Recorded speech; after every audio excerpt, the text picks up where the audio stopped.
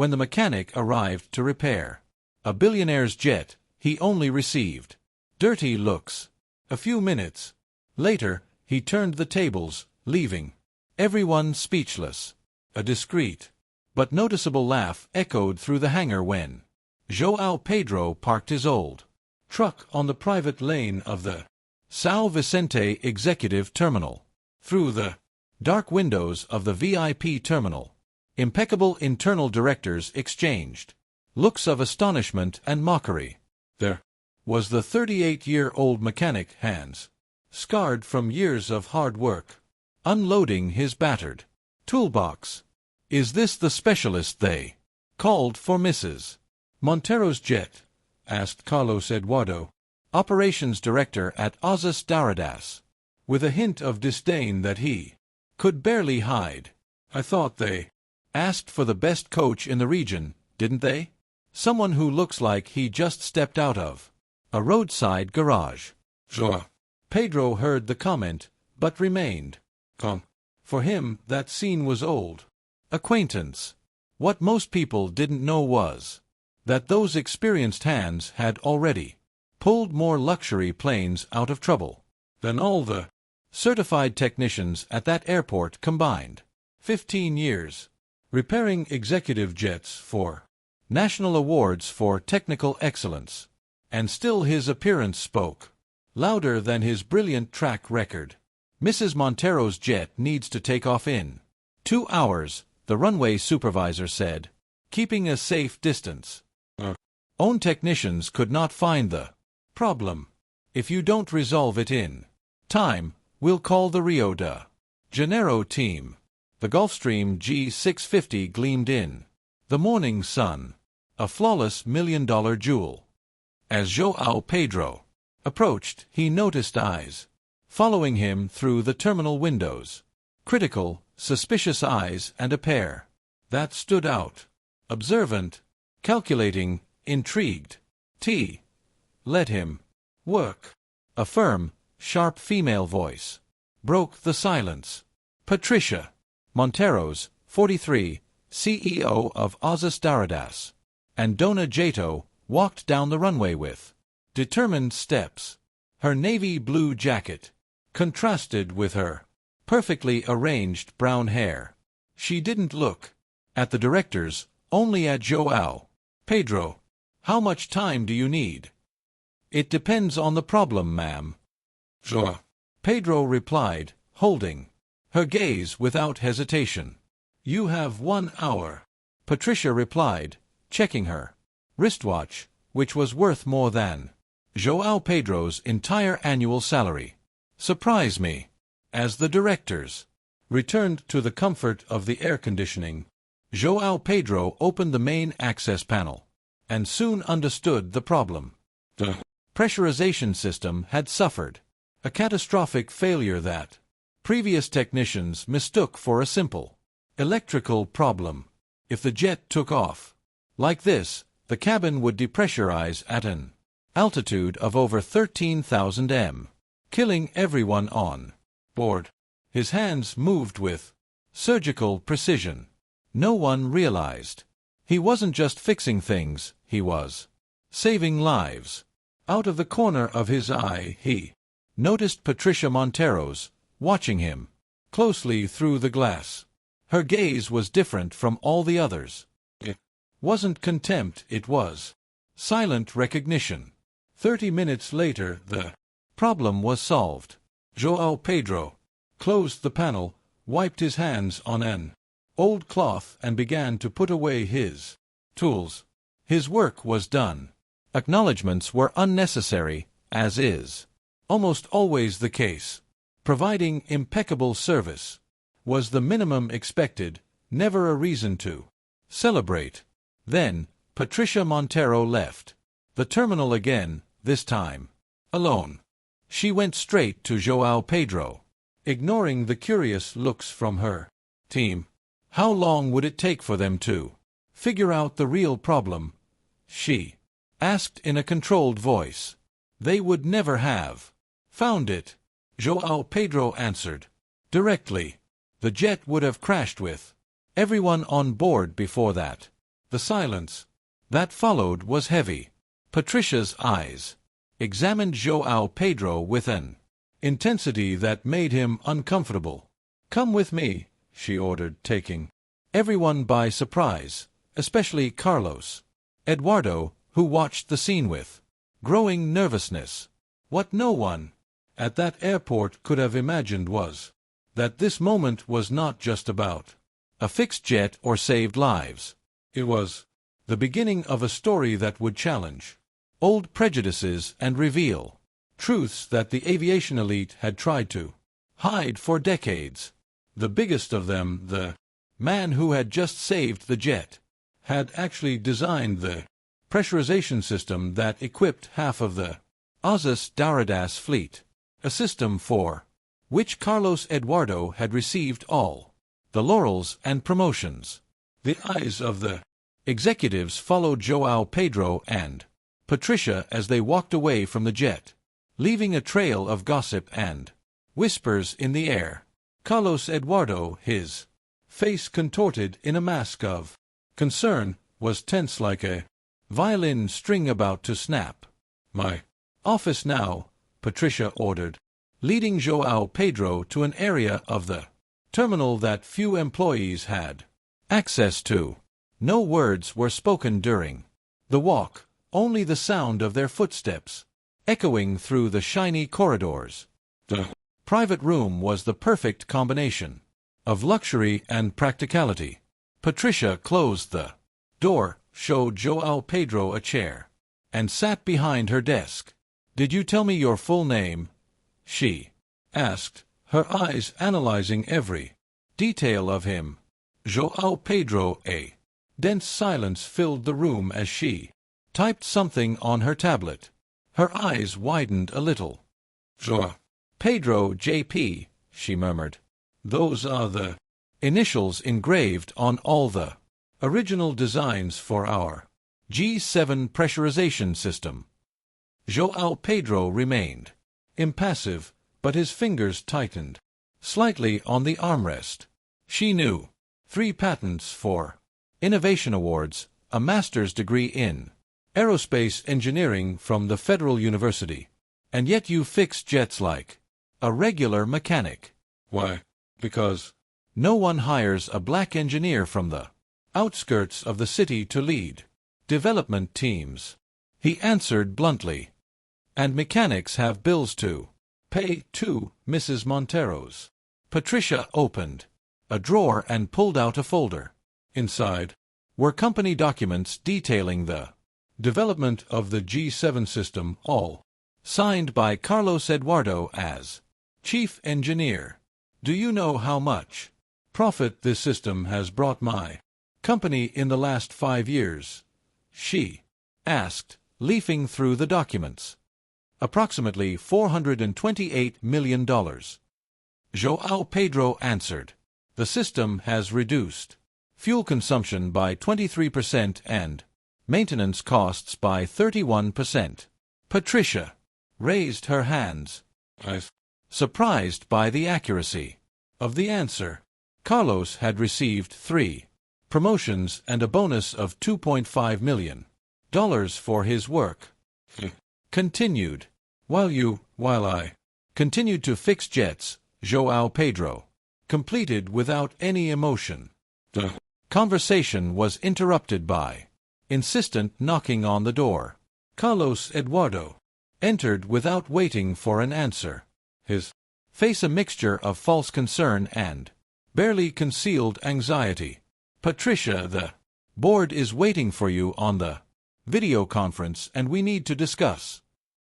He stopped when he saw João Pedro, his expression hardening. What is he still doing here? Wasn't the job already completed? In fact, we were discussing intellectual property. Patricia replied calmly. Specifically the GC7 system. Carlos Eduardo's face visibly paled. "I don't understand what a mechanic would have to contribute to this discussion." "Really interesting," Patricia replied, showing him a diagram on her tablet.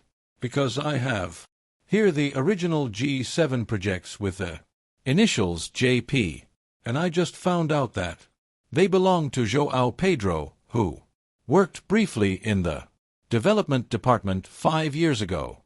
Patricia, this is absurd.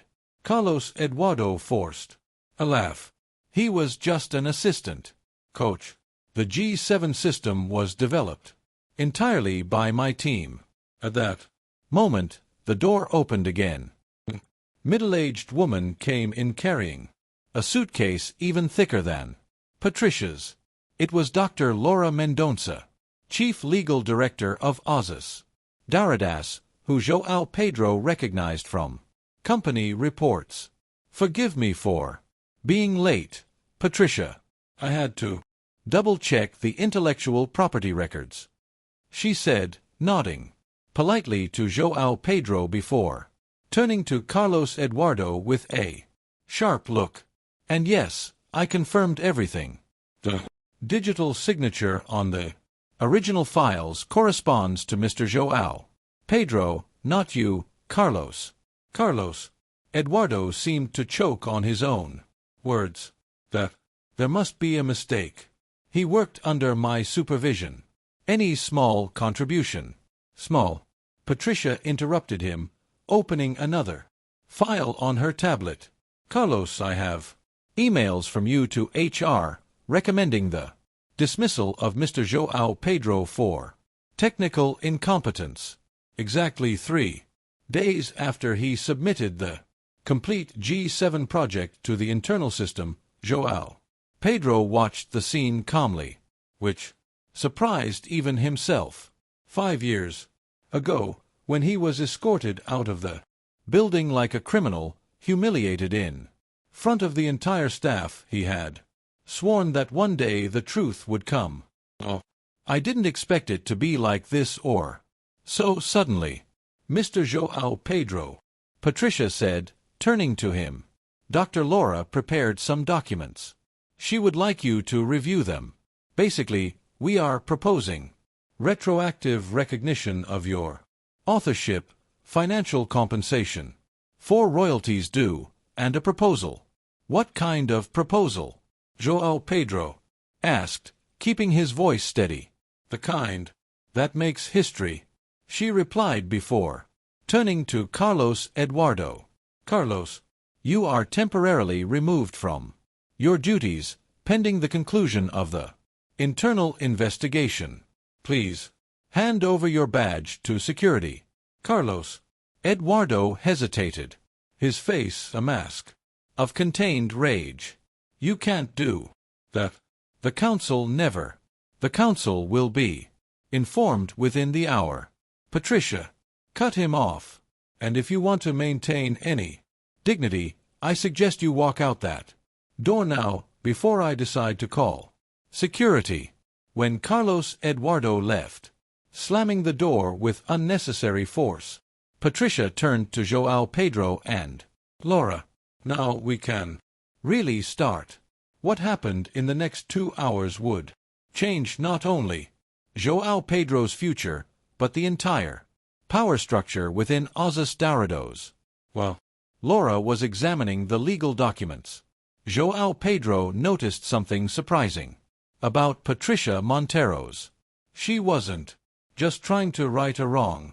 There was something else in his eyes, a recognition, an understanding of something much greater. What no one could have imagined was that Patricia Montero's was keeping a secret of her own.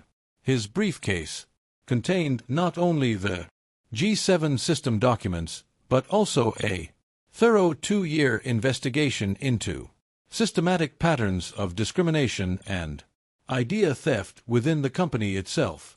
João Pedro was not the first, just the most brilliant and the one who had left the most irrefutable evidence. And Patricia had patiently waited for the perfect moment to dismantle the entire system from within. Meanwhile, in the airport parking lot, Carlos Eduardo made a desperate call to his fellow council members. His empire was crumbling, but he still had an ace up his sleeve, documents, and alliances that could not only destroy João Pedro's career, but also bring down Patricia Montero's herself. What he didn't know was that his every move was being monitored, every call recorded, and that the real battle was just beginning. Patricia Montero's private meeting room was a world apart from the rest of the airport. João Pedro, somewhat awkwardly, sat down on the leather chair as she closed the door, isolating them from the hustle and bustle outside. The pressurization system you fixed, Patricia, has started. It's a modified version of the G7, isn't it? Sure. Pedro kept his face impassive. Yes, ma'am. A system that Carlos Eduardo supposedly designed and for which he received $1 million bonus. She slid a folder across the table, a system that, curiously, has the initials JP in the original plans. Silence hung between them for a few seconds. 5 years ago, Patricia continued, you were a junior engineer at Azus Daradas. You were fired for technical incompetence 3 days after submitting a complete project to the development department. I have bills to pay, João Pedro replied calmly. Mechanics pay bills too. Patricia leaned forward. Do you know what else I discovered, Mr. João Pedro? You weren't the only one. In the past 10 years, 7 talented employees have been laid off under similar circumstances. All black or brown. All soon after contributed significant innovations. The door opened and a middle-aged woman walked in carrying a tablet. Sorry for the delay, John. Peter. This is Dr. Laura Mendonça, our new general counsel. Laura has been conducting an investigation for the past 8 months. The lawyer nodded. Mr. João Pedro, we have substantial evidence of systematic theft of intellectual property within Azus Daradas. Your case is just the tip of the iceberg. In João Pedro's mind, flashes of memory, the nights working alone in the laboratory, the excitement of solving the pressurization problem that no one else could. Carlos Eduardo's calculating look upon seeing the results, the public humiliation of being escorted out of the building. Why are you telling me this? He asked. Because I need your help, Patricia replied. Carlos Eduardo controls half of the board. He has powerful friends. I need irrefutable evidence to take him down. And what do I gain from this? Recognition, financial compensation for royalties, and she hesitated briefly. The chief innovation officer position that should have been yours 5 years ago. João Pedro almost laughed. Do you really think the board would accept a black mechanic as director? Patricia smiled for the first time. They will have no choice when they understand what is at stake. Yeah. Laura slid a document across the table. This is a confidentiality agreement. Whatever we discussed here. They were interrupted by insistent knocking. Carlos Eduardo entered without waiting for an answer. His face a mask of false concern. Patricia, the council is waiting. And why is this contractor still here? We were discussing the G7 system. Patricia replied calmly. Carlos Eduardo's face paled subtly. I don't understand what a mechanic would have to contribute to advanced engineering. Fascinating, isn't it? Patricia showed him a diagram on her tablet. These are the original drawings, with the initials JP. João Pedro was just a technical assistant. Carlos Eduardo forced a laugh. Any small contribution. Small. Patricia interrupted him. I have emails from you recommending the dismissal of Mr. João Pedro for technical incompetence. 3 days after he submitted this project, Carlos Eduardo quickly regained his composure. Patricia, we have an important video conference. The council won't wait while you listen to conspiracy theories. Carlos. Patricia stood up. You are temporarily suspended pending the completion of the internal investigation. Sir. And you do that? He exclaimed. The council never. The council will be informed within the hour. Patricia. Cut him off. I suggest you maintain some dignity and leave now. When the door slammed, Patricia turned to João Pedro. We have 2 weeks until the general shareholders' meeting. We need concrete evidence by then. I have something better. João Pedro finally responded. I have the original G7 prototype with my dated and digitally signed development records. What's more, I have recordings. Patricia's eyes widened. Recordings from 5 years ago. Carlos, explaining how to clear my contribution from the company records.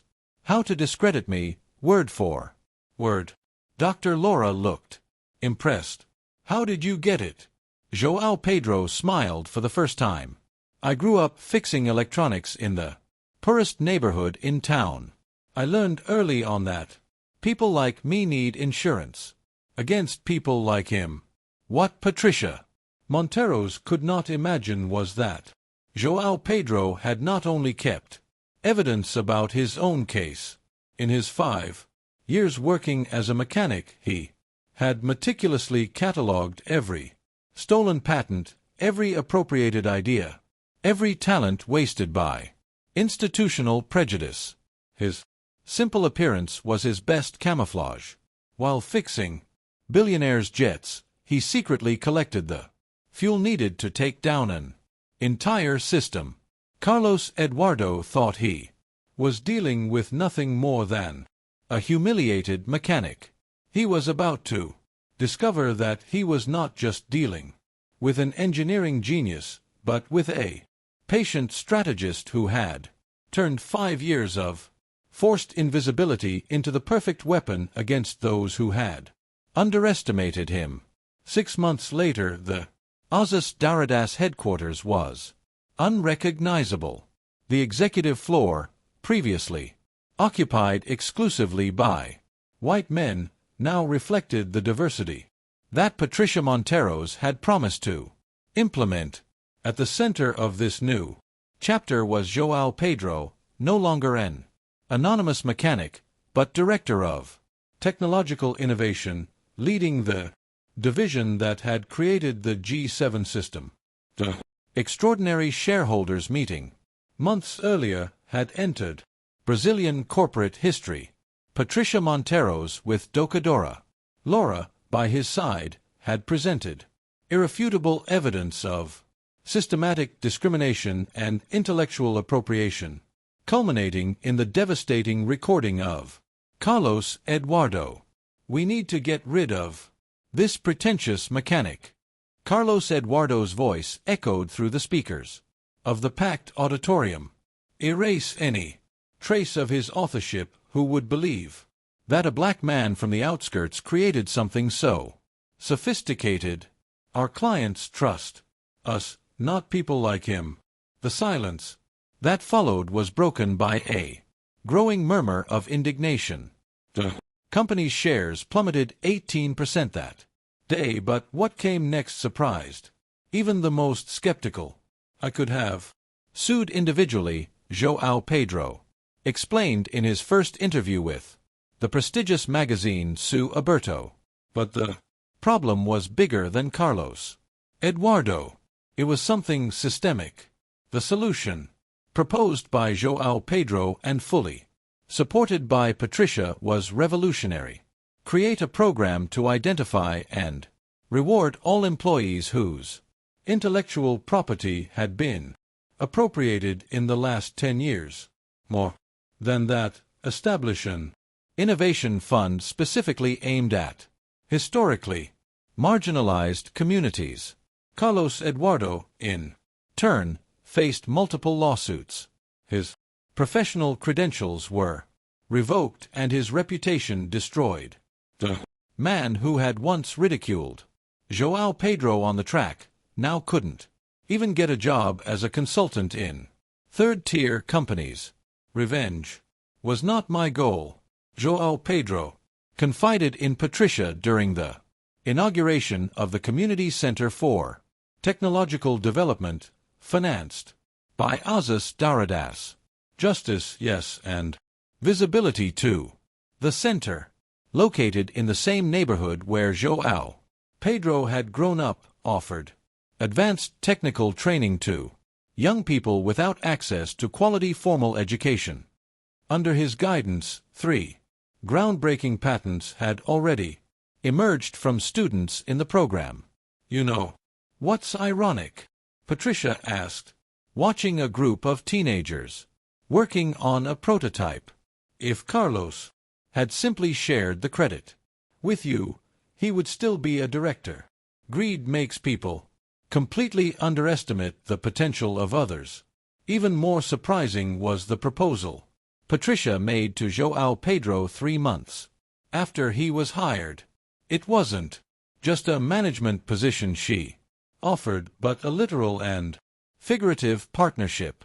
I thought she was crazy when she suggested a merger.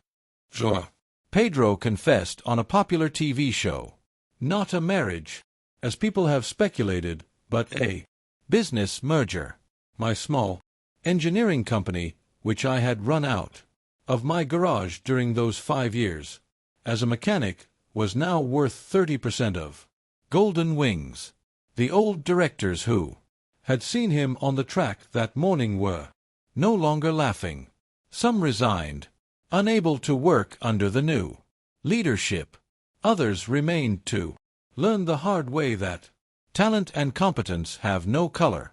On the 1-year anniversary of the incident, Patricia organized a special event. All employees were invited to the launch of a new propulsion system developed by João Pedro's team, a technology that would reduce fuel consumption in commercial aircraft by 40%. A year ago, many of you witnessed a black man being ridiculed while saving lives. Patricia began her speech. Today this same man is saving our industry, our planet, and most importantly, he is saving dreams that could have been stifled by prejudice. João Pedro scanned the audience, identifying faces that had once treated him with disdain who were now giving him a standing ovation. He was not proud of this particular transformation. I knew that some applauded out of self-interest, not out of genuine conversion. But young engineers from diverse backgrounds now occupied positions previously unattainable for them. For them, the effort was worth every second. In the front row, an unexpected figure, his mother, Mrs. Maria, 72 years old, who had worked as a cleaner in the offices of large companies all her life so that he could go to college. Her eyes were filled with tears. The real change, João Pedro concluded in his speech. It doesn't happen when people like me break through the barrier and achieve success. It happens when we open doors and ensure that talent is not wasted due to absurd prejudices. True justice is not just individual, it is structural. The story of the mechanic turned co-owner has inspired an entire generation of young engineers from marginalized communities. Similar programs began to emerge in other corporations, partly due to social pressure, partly because they saw the unquestionable success of Aziz Daradas. After embracing diversity not as a slogan, but as a concrete practice, success did not erase the scars of a lifetime of prejudice, but it gave João Pedro a powerful platform to transform outrage into positive impact. And as he watched the young students at his community center, he knew that the greatest victory was not his position or his fortune, but the look in those young people's eyes, unencumbered by the doubt he had carried for decades.